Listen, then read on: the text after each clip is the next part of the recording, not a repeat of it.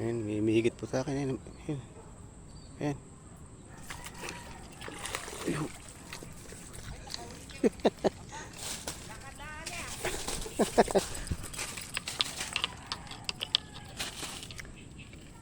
Yung laki po na nahuli ko, oh.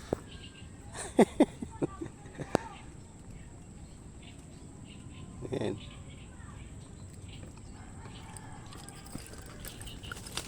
Ayan, ang laki.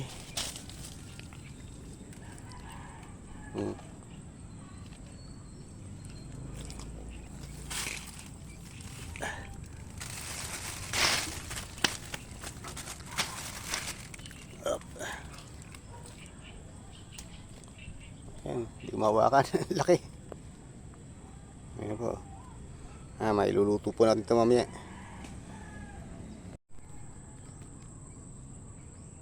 Ayan, may mimigit ulit. Ayan na. Yun.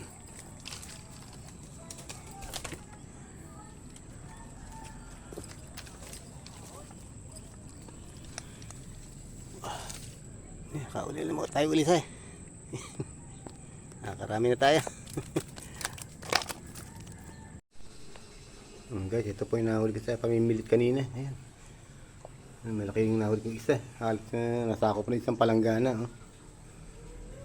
Luluto po natin ngayon yan. Ayan guys. Nalinis ko na. Lamasig ko muna sa asin para malinis yung ating iluluto.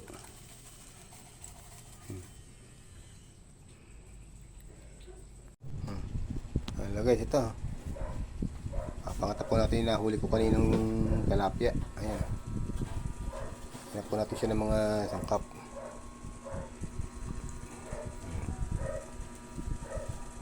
Gagawin natin pangat sa kamatis. Pangat sa kamatis na mayroong kalamansi.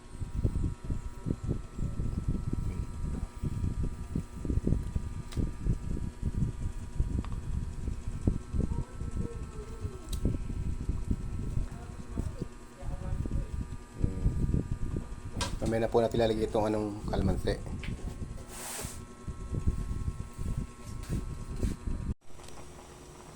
Ayan po, kumukulo na po yung ating pangat sa kamatis na mayroong kalamansi.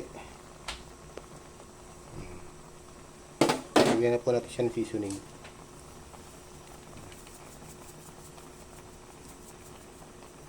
Kunti lang po para saka yung patis nawawala. Sandali lang po. Ito po, patis po pampapalasa natin. Kunti lang po para hindi masyadong alak. Ayan, okay na po yan. Ayan. Takpan po muna natin. Ayan po. Ito na ang ating tilapia na nahuli sa billet. Ayan. Kung masipag ka lang, pang ulam ka na.